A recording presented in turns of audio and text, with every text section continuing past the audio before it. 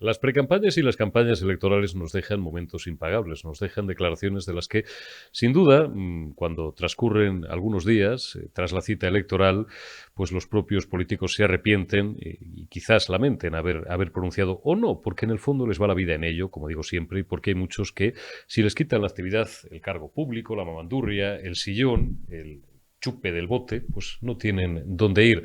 En las últimas horas llevo entreteniéndome, porque además es parte de nuestro trabajo, en coleccionar algunas de las declaraciones más absurdas y más ridículas que he oído en muchos años. Las de la izquierda madrileña, por ejemplo.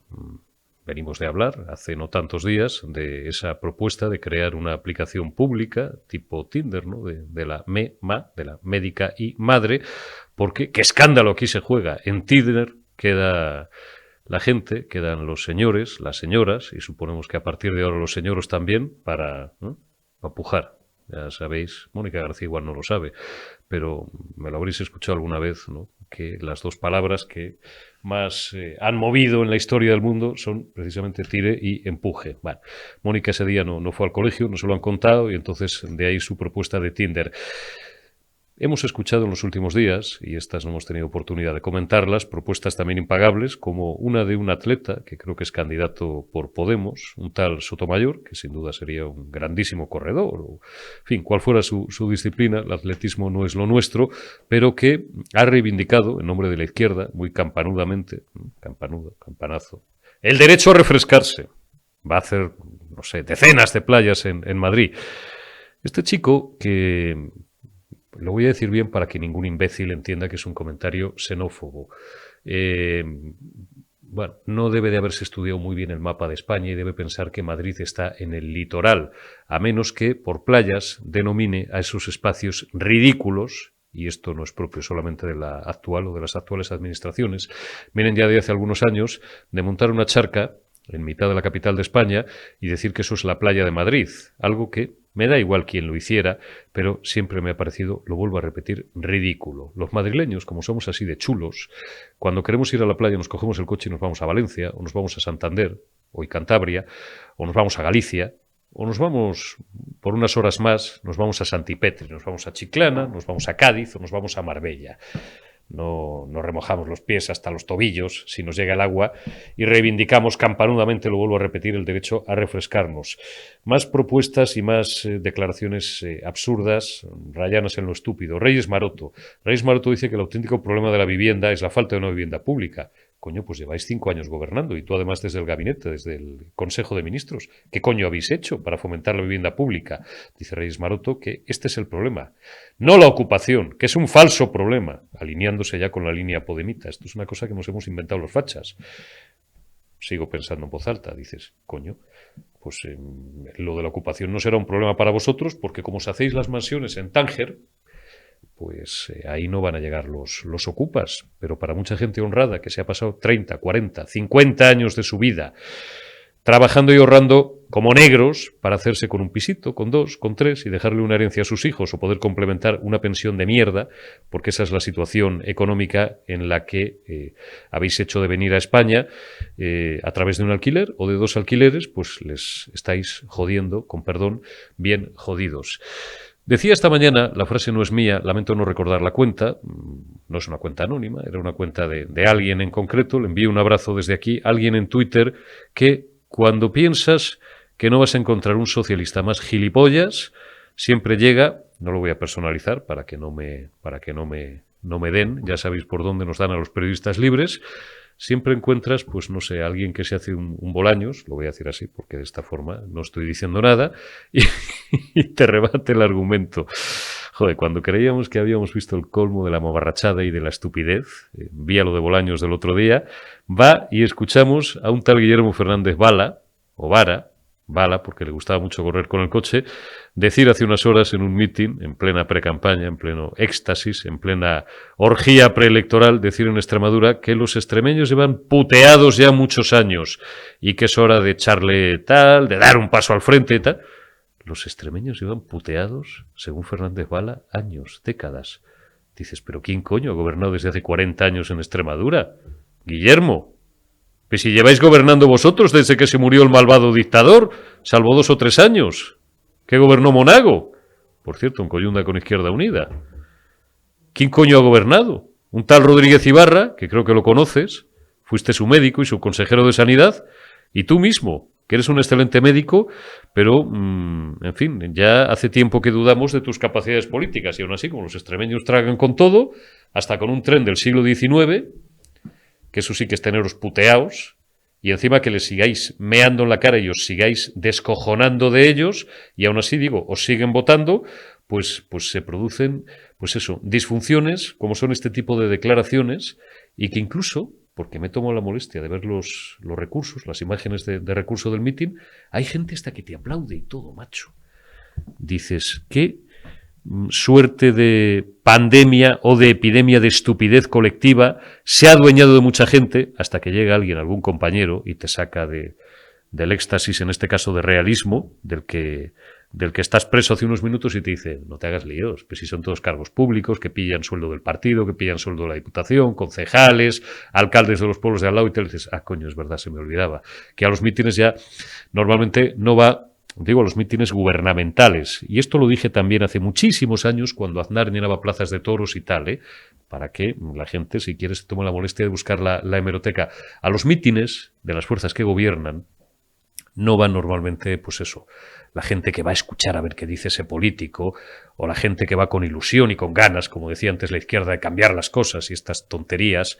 No, va la gente pues a la que le pasan lista y que tiene que estar allí porque forma parte de su trabajo, como a las manifestaciones del 1 de mayo, los liberados sindicales. Lo bueno que tiene esto es que cuando ya se aventa la catástrofe, nadie conoce a nadie.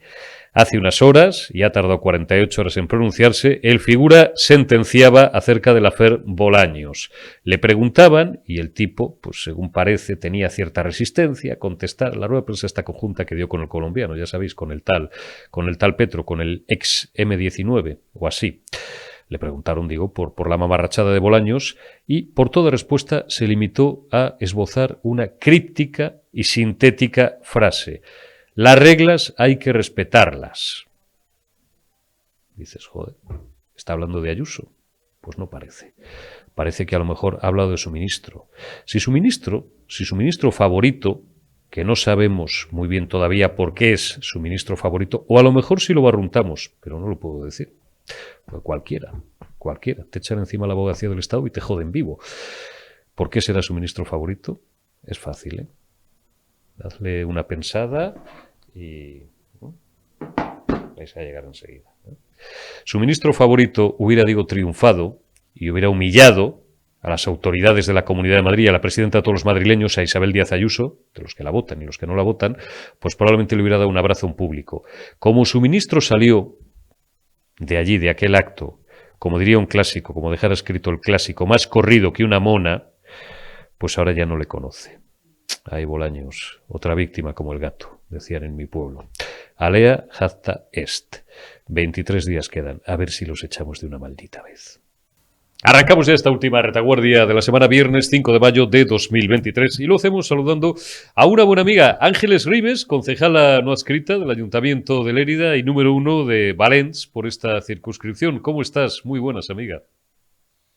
Muy buenas a todo el mundo, un saludo y bueno, pues estamos liadísimos con la precampaña, ya te puedes imaginar, como has dicho tú, y eso que lamentablemente pues a mí no me dejan participar en todos los debates por un tema de que se están tomando decisiones que son un poco extrañas en el sentido de que hay entidades o asociaciones que deciden que solamente participan aquellos que tienen representación grupo político dentro del ayuntamiento. Yo soy una adscrita y por lo tanto no participo. Yeah. Y luego hay otros que dicen que sí, que tenemos que participar todos y otros que nos van segmentando. O sea que está siendo un poco confusa esta precampaña electoral, pero bueno, ahí estamos dándolo todo, como ya sabes. Estoy seguro que si fueras una formación de nuevo cuño, si representaras a una formación de nuevo cuño, pero independentista, en TV3 se buscaría en la triquiñuela legal para meterte, que hemos sido cocineros antes que fraile y esto nos lo sabemos, pero claro, como sois constitucionalistas, antes decíamos españolistas, por hacerlo fácil, aunque no me acaba de gustar exactamente el término, pero bueno, se nos entiende bien, pues todos son problemas.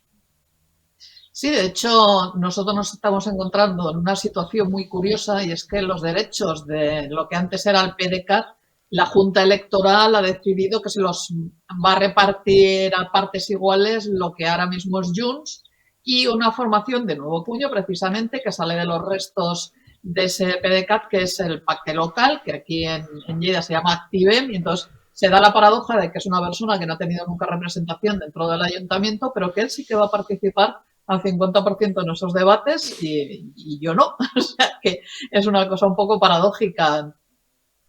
Es Ya están tremendo. ahí, las redes sociales tiran mucho y este tipo de programas, por supuesto, nos ayuda mucho a aquellos que somos constitucionalistas para estar ahí al pie del cañón y, bueno, trasladando las propuestas necesarias. Que, por cierto, luego le contaré una anécdota de una de esas propuestas que yo Pues llevo. no, no, cuéntamela ya.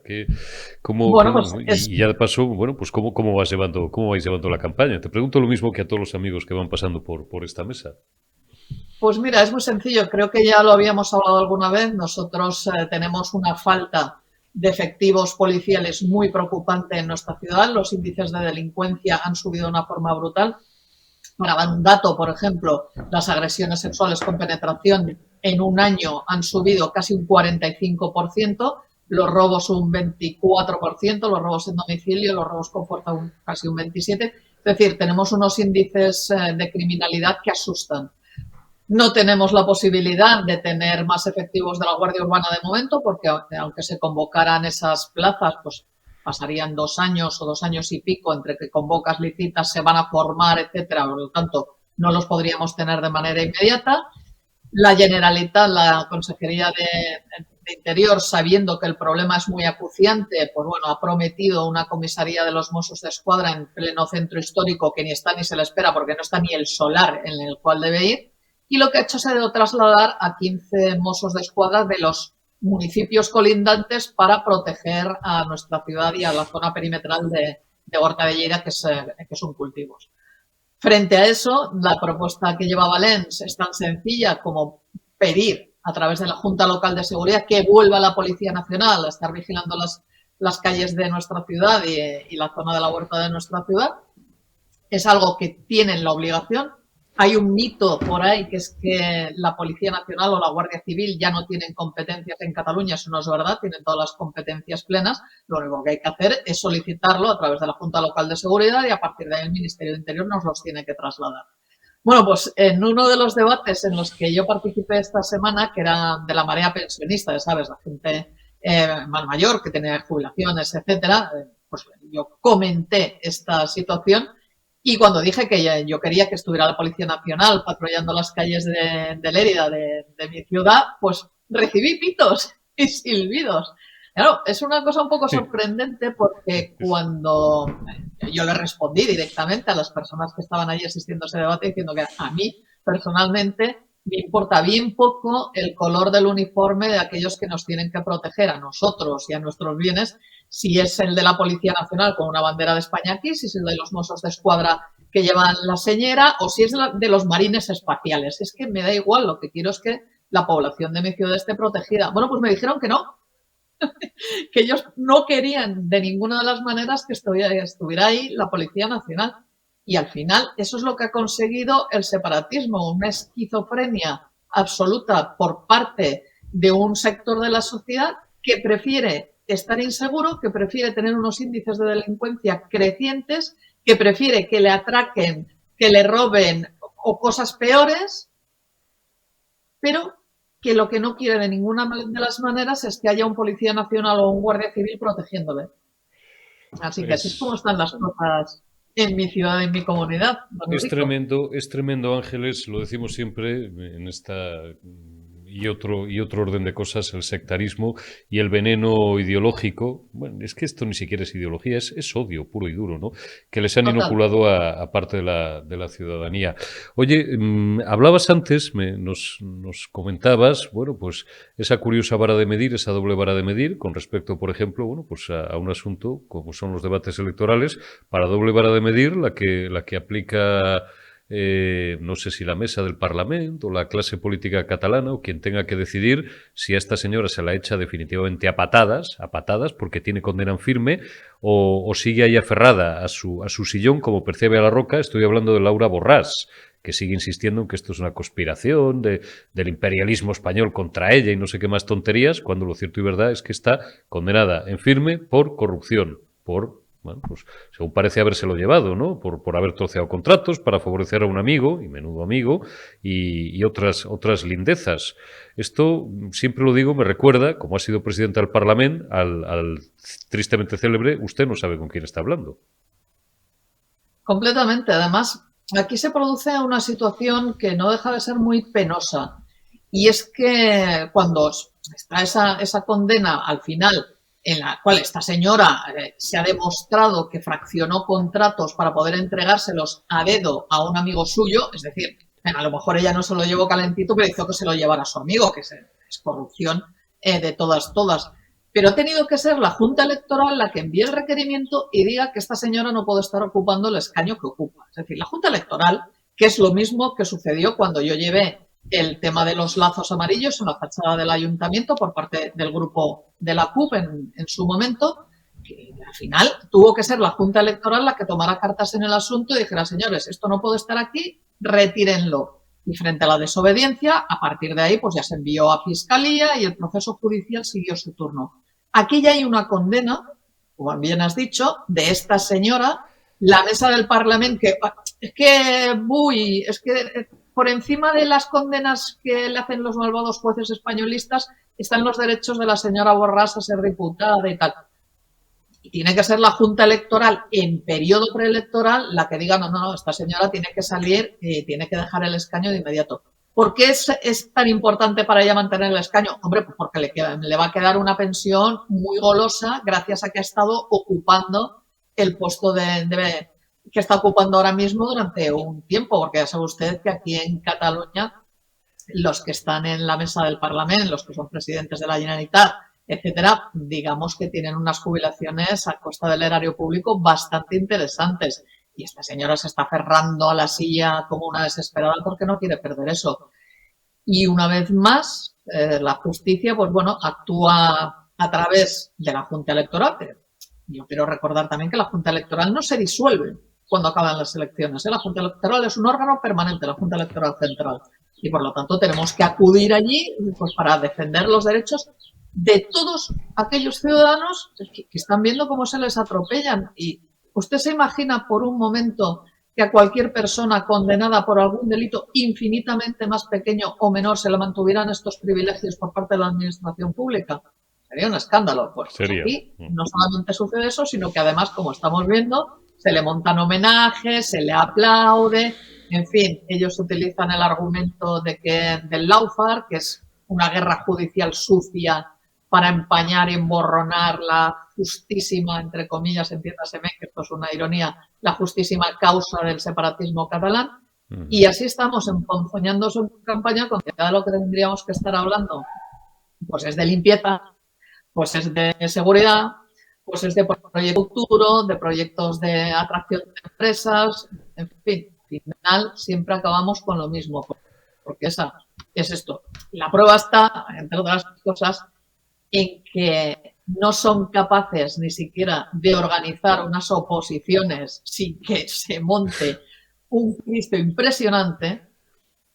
Entonces tienen que taparlo con estas cositas. La bandera ya sabe que lo tapa todo. La bandera lo tapa todo. La bandera, el patriotismo en algunos lugares, o en este caso el falso patriotismo de una república que no existe, es el último refugio de los canallas, decía el clásico.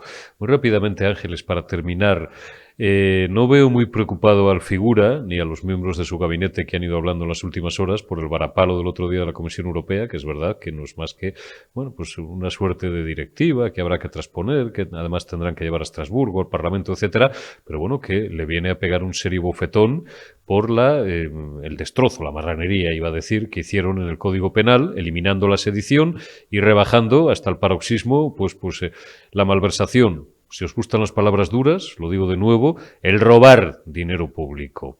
Así seguimos. Y yo, ¿sabes lo que me ha dejado completamente patidifusa? Ha sido el que le han girado totalmente el argumento diciendo que no es que hayan recibido un parapalo, es que Bruselas se está alineando Sí, la reforma que quieran, sí. que se necesita tener muy poca vergüenza y Mucha mucha cara cara, dura para hacer mucha este cara. tipo de afirmaciones. O sea, es algo, yo a veces me pregunto si realmente las personas que están escuchando las palabras, en este caso que han sido de Pedro Sánchez, realmente analizan lo que está diciendo o simplemente se limitan a, bueno, pues como los potitos, te lo meten bien trituradito con una cucharita y vas tragando, tragando, tragando. O sea, es una cosa absolutamente demoledora lo que le dijeron en la Unión Europea, diciendo que, oiga, usted no puede reformar un código penal para rebajar la malversación, que dentro de todos los males que pueda ejercer un cargo público, una persona que trabaja de funcionario público y que maneja el dinero de todos y cada uno de los ciudadanos españoles, es precisamente utilizarlo de una manera impropia, que eso es corrupción, véase cuando se utilizó para hacer los famosos votaciones del 1 de octubre, etcétera. Eso es una malversación de libro para quedártelo tú como cualquier vulgar chorizo, o para que se lo queden tus amigos o tu familia, que también es de chorizos. Entonces, o sea, la poca vergüenza que se ha de tener para salir delante de las cámaras y decir que no, bueno, que ellos lo estaban haciendo bien y que ahora sí que Europa se alinea con nosotros. Es increíble, es increíble. Y habrá personas y habrá votantes que se lo traguen. La verdad es que el Partido Socialista se ha convertido en un partido absolutamente invotable, las cosas como son. El hecho de que hubiera pactado con Podemos, con Bildu, etcétera, ya lo hacía, pero es que yo creo que no deja absolutamente ni un solo palo de la ignominia sin tocar este partido y por lo tanto, no sé, quizás algunos deberían de plantearse muy bien qué es lo que piensan hacer en un futuro. Está claro, vamos a esperar a ver qué ocurre, que quedan 23 días, Ángeles, como decían en la ¿Sí? escuadrilla de don Joaquín García Morato. Suerte, vista y al toro. Hablamos en los próximos días, amiga. Cuídate mucho y ten cuidado ahí fuera, que estás en territorio comanche, siempre os lo recuerdo. Un abrazo fuerte. Muchas gracias por todo y nos vemos.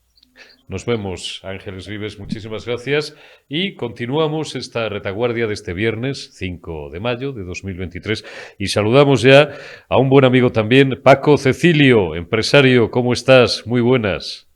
Muy buenos días, Eurico, ¿qué tal estamos? Pues fantásticamente bien, disculpas, como siempre, yo siempre arranco pidiéndole disculpas a los amigos por tenerlos ahí unos minutitos esperando.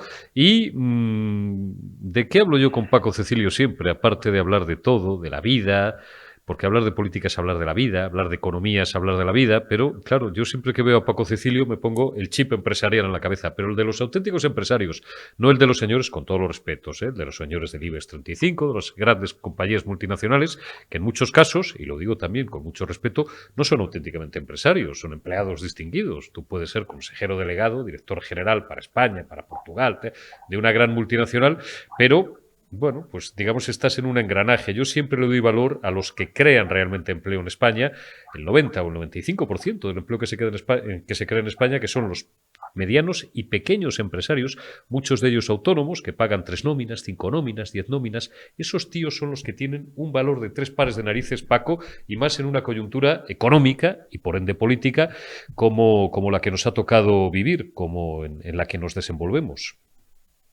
Eurico, no se te olvide, buenos días de nuevo, Eurico, no se te olvide que en España hay 3,5 millones de autónomos, que somos el 75% del tejido empresarial. Con eso Así está es. todo dicho. Es decir, que los 3,5 millones de autónomos, que como tú muy bien has dicho, el señor que tiene una pequeña empresa de lo que sea, con 2 nóminas, con 3 nóminas, con 5 nóminas, con 50 nóminas, que también hay empresas de ese tamaño, somos los que generamos el 75% del empleo y el tejido empresarial.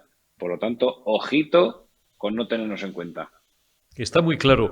Oye, hemos conocido en las últimas horas, Paco, un dato de empleo, dato de paro, dato de desempleo, dato acerca del porcentaje de puestos de trabajo creados, puestos de trabajo destruidos, número de afiliaciones a la Seguridad Social, que como siempre es bueno, es regular, es medio pensionista, o es malo o muy malo en función de quién lo interprete y en función del tamiz que le dé el medio de comunicación de turno, ya sea el digital del régimen o el digital libre, o ya sea pues quien lo valore. Por encima de los dígitos, por encima de los datos, porque claro, ayer pues se te hacían los sesos aguas e intentabas buscar, digamos, la interpretación más objetiva, ¿no? De si es la tercera o el tercer peor dato en cuanto a creación de empleo en los últimos 10 años. Otros te decían que lo importante es que el paro por primera vez, cuidado, el oficial, que el extraoficial ya sabemos, lo dice la CEO y lo reconoció el propio gobierno en una respuesta parlamentaria hace algunas semanas, que supera los 3.300.000, pero oficialmente, como el número de afiliados a la Seguridad Social es de 20.600.000 y pico, pues también nos sitúa en otro dato que son 2.700.000 y pico ya por primera vez en muchos años por debajo de los 2.800.000 parados. Bueno, el gobierno está contentísimo. La oposición, y yo en parte en esto voy de acuerdo con Feijóo, dijo que el dato, por encima de que sea bueno o regular, el gobierno, digo, debería taparse y debería darle vergüenza porque seguimos doblando el número de parados a todos los países de nuestro entorno, a los países de la OCDE y de la zona euro. ¿Dónde quiero llegar? La auténtica realidad, Paco, que de esto hablamos tú y yo mucho, del empresario que tú imagínate, mañana necesitas un dependiente, un vendedor, una cajera, lo que sea, para una de tus tiendas, y vas al mercado. ¿Qué problemas reales y prácticos te encuentras? Bueno, lo primero que tengo que decirte, Eurico, es que si hubiera tanta gente trabajando y los datos del empleo fueran tan buenos, no habría tantísimas y tantísimas y tantísimas familias con problemas para llegar a final de mes. Y no habría problemas de tantísimas familias. Ayer hemos sabido que ha subido otra vez de nuevo las hipotecas, una hipoteca media de 150.000 euros a 25 años le va a suponer unos 300 euros de cuota más al mes, más de lo que pagaba. Si realmente las cifras del paro fueran tan buenas y del empleo tan buenas y hubiera tantísima gente trabajando y esos 20.600.000 cotizantes a la seguridad social, no habría estos problemas económicos que hay en las familias. ¿Por qué te digo todo esto? Porque realmente, a pesar de que nos han dicho que antiguamente la inmensa mayoría de los trabajos eran temporales, los contratos eran temporales y ahora de cada dos, uno es indefinido, eso es hacerse trampas al solitario, Eurico. Porque los contratos de hoy, lo primero, cualquier contrato que se haga temporal, que es lo que más ha subido, hay que hacerlos indefinidos. Y donde está el truco de todas estas cifras son los contratos fijos discontinuos, que son ese caso que tú me estabas poniendo, una vendedora que yo necesito, un camarero que necesita el del bar, un camarero extra que necesita el del restaurante para dar las comidas, que como ya con la última reforma laboral se acabaron todos los contratos temporales, ya no hay contratos por eventos contratos por eventualidades de la producción, ya no hay ningún tipo de contrato, ya no hay los contratos de fin de obra, ya no hay nada de esos tipos de contratos. Cualquier contrato que se haga hoy es indefinido. Claro, nos ha jorobado. Si no hay otro contrato, ¿cómo no va a subir el empleo? Fijo, si es que ya no hay otro tipo de contratos. Y la gran bolsa de gente que hay sin trabajar en su casa, sin cotizar, pero además sin recibir ingresos, por lo tanto no pueden salir a la calle a consumir, a generar el movimiento del dinero, que es de lo que vivimos todos y de lo que nos enriquecemos todos. Ahí está la gran bolsa de gente que no figura en estos datos que han salido ayer, pero que están sin trabajo, Eurico. Está meridianamente claro. Me gusta mucho incidir en las cotizaciones sociales. Hay gente que nos dice, qué pesados son ustedes con las cotizaciones sociales. Y yo contesto, y eso que yo ahora mismo no pago ninguna nómina. Soy un empleado, me irá mejor o peor, pero no dejo de ser un empleado o un señor autónomo que factura sus servicios a determinadas empresas por su asesoría de comunicación o por los programas que humildemente contribuyo a realizar. Pero si fuera empresario, digo, me molestaría mucho y siempre les contesto a los que nos preguntan por el asunto, oiga, es que este es un auténtico impuesto encubierto a la contratación. Es que la gente tiene que tener grabado a fuego el dato de que el señor Paco Cecilio, para pagarle simplemente el salario mínimo, que creo que son 1.080 o 1.100 euros al mes, a cualquiera de sus empleados, que Paco Cecilio pues seguramente pagará algo más del salario mínimo, tendrá esa suerte, ¿no? Pero hay otros empresarios que van así, pues le cuesta no menos de 1.800. Pues mira, para que la gente se haga una idea, una empresa que contrata, vamos a hacer una regla de 3, aunque no es real porque el salario mínimo son 1.080, pero lo vamos a poner en una cifra muy redonda para que sea muy entendible. Ajá. un empresario que contrata a un trabajador y le paga 1.000 euros de nómina, tiene que pagar de seguridad social 450 euros. Si hablamos de que un salario normal pueden ser 2.000 euros, ese trabajador le cuesta 900. A la empresa 900 euros solamente de seguros sociales. Si los políticos, Eurico, hubieran tenido alguna vez en su vida una empresa, aunque solo hubiera sido un mes y con un trabajador, se darían cuenta, se habrían dado cuenta y cambiarían radicalmente la forma de fomentarnos la contratación a los empresarios, sabrían que el único inconveniente, el único obstáculo y la única traba por la que no se contrata más gente, Eurico, son por los elevados costes sociales que tenemos las empresas. Está clarísimo. Paco, tú que estás todos los días en la calle, se lo pregunto también a todos mis amigos que son propietarios de algún negocio de hostelería, de algún restaurante, o que tienen cualquier tipo de actividad económica, normalmente, pues eso, propia de un pequeño, de un mediano empresario, pero que tocan lo real, que tocan la calle, por encima, no ya de la propaganda, no voy a entrar en eso, por encima de los grandes datos, de las cifras macro más que micro, ¿no?, que salen en los medios de comunicación. ¿Tú cómo ves el panorama económico? El otro día escuchaba a un economista muy solvente, buen amigo nuestro, ya te puedes imaginar quién, o quién de los 2 o 3 que frecuentamos, hablar de lo engañoso que puede ser a veces eso que llaman el efecto terraza, ¿no?, el efecto hostelería. Dices, hombre, pero si la gente, pues si hay dinero en la calle, porque la gente, las reservas en Semana Santa han estado a tope, 100% en muchísimas zonas de la costa, en España, por ejemplo, o en zonas del interior y tal, la gente se sigue moviendo, vas a cenar un viernes o un sábado en una gran ciudad como Madrid, por ejemplo, oye, y está todo a tope. Y sin embargo, te dicen, que es a lo que voy los economistas, que esto tiene un poco de engañoso. Tú no te dedicas a la hostelería ni a los servicios, pero bueno, pues tienes un negocio tan importante como el que tiene que ver pues con lo que llevamos puesto, ¿no?, con la moda, con la ropa, y tú ves todos los días las cajas de tu negocio. Pues sí, yo veo las cajas de mi negocio, Eurico, y ahí es cuando cuando me planteo qué es lo que está pasando, si es verdad lo que nos están contando los medios de comunicación, si es verdad lo que nos cuentan los partidos que están en la oposición frente a lo que nos cuenta el gobierno. Porque eso que dices tú del efecto de las terrazas, yo también lo veo. He escuchado el otro día en televisión decir que a pesar de que los paquetes vacacionales han subido un 12% este año, para este próximo verano, para dentro de 3 meses, estaban prácticamente todos los paquetes vendidos.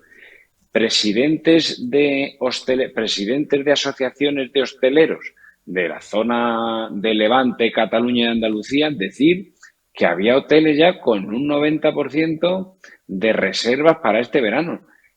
Cuando escuchas que las hipotecas van a subir a partir de este mes 300 euros, quien tenga una hipoteca media de 150.000 euros, pero el que tenga una de 300.000 le va a subir 600 euros al mes.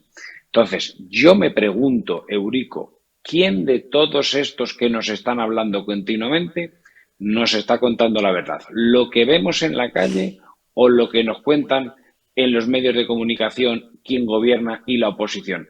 Porque eso que tú acabas de decir y que hablan los economistas, que tú y yo muy bien sabemos de quién estás hablando, yo también estoy de acuerdo.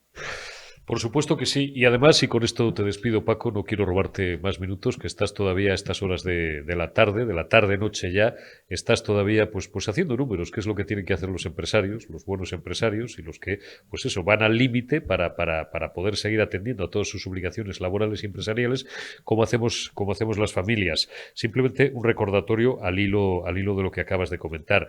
Ustedes recordarán, Paco se acuerda, yo me acuerdo muy bien también, aquel primer gran petardazo que supuso la crisis financiera en septiembre-octubre de 2008. Recuerdo también un año antes, yo estaba de vacaciones con la familia, estaba en un punto determinado de la costa, punto, bueno, no voy a decir que elitista, bueno, un punto pues bueno de la costa en España, y aquel verano ya, yo que en aquella época pues parte de mi actividad la dedicaba no solo al periodismo económico, sino a la bolsa. Yo todos los días leía prensa nacional, prensa internacional, digitales, que ya lo sabía, y muy buenos especializados, y yo veía una euforia tremenda entre unos lejanos ecos tambores de una posible crisis o una posible recesión o una posible... Bueno, nadie imaginaba la brutalidad de lo que vino 10, 11 meses después, ¿no? Pero en fin, veía como un clima de felicidad que efectivamente devino en un gran estallido. Y esto, y no quiero terminar de una forma muy catastrofista, pero me lleva a pensar si no estaremos viviendo algo parecido, es decir, ¿no? Que con ese efecto dormidera de no, si esto no va tan mal como nos dicen, sobre todo fomentado por el gobierno, la oposición, catastrofistas, tal, no sé qué, fíjense ustedes que nos decían que nos íbamos a hundir y no nos hemos hundido todavía, entonces la gente se confía y se produce esto que estamos llamando el efecto terraza y tal, hasta que de repente dentro de 6 meses o dentro de un año pase algo a nivel internacional, algo que tenga que ver con alguna decisión, con alguna quiebra bancaria o con una elevación brusca más todavía de la que llevamos sufriendo los tipos de interés o cualquier tipo de decisión macro y de repente nos despertemos a una pesadilla. Dios no lo quiera, ¿no? Esperemos que no. Acuérdate, por ejemplo, en la época de Zapatero, donde negaban la mayor continuamente, donde, bueno, llegó a decir aquella frase que se ha hecho famosa, pasará a la historia, se leerá y se estudiará en los libros de historia dentro de 100 años o dentro de 50 años, cuando Zapatero dijo aquello de estamos en la Champions League de la economía y lo que estábamos era en una crisis la más salvaje, la más brutal y la peor recordada, yo creo que desde la Guerra Civil en España, imagínate. O sea que ya veremos a ver lo que pasa con todo esto. Yo lo que sí que te puedo decir, Eurico, es que, mira, vamos a vivir la vida, vamos a vivir el día a día, vamos a vivir el hoy. Son las tantas de la tarde, casi la noche, todavía trabajando aquí en la oficina. Vamos a salir de trabajar, vamos a cerrar la oficina y nos vamos a tomar una cervecita para que se siga moviendo el dinero, Eurico, para que se siga moviendo la economía, porque que no se nos olvide que si nos echamos toda la cremallera al bolsillo, esto se para. Hay que salir a gastar, hay que salir a consumir, hay que salir a comprar, porque de esa manera se genera otra vez movimiento de la economía, esto es una economía circular y saldremos todos beneficiados. Me gusta quedarme con ese mensaje de optimismo, me gusta hablar con Paco Cecilio porque es un tío que siempre nos insufla esa vitalidad que necesitamos para seguir adelante, porque evidentemente, y no es que nos haya dado últimamente mucho por los metafísicos ni estos gurús que pululan también por YouTube, ¿no? Pero claro, cuanto más cenizo es uno, cuanto más gafe es uno, y esto lo decían en mi familia, más atraes la negatividad, así que vamos a intentar ver la vida de momento de una forma relativamente luminosa. Paco Cecilio, te envío un abrazo, amigo, cuídate mucho. Otro de vuelta, gracias a ti y a todos ellos. Gracias, Paco Cecilio, y gracias también a todos vosotros por habernos acompañado en esta retaguardia del viernes 5 de mayo. El lunes más, cuidaos y hasta el próximo lunes.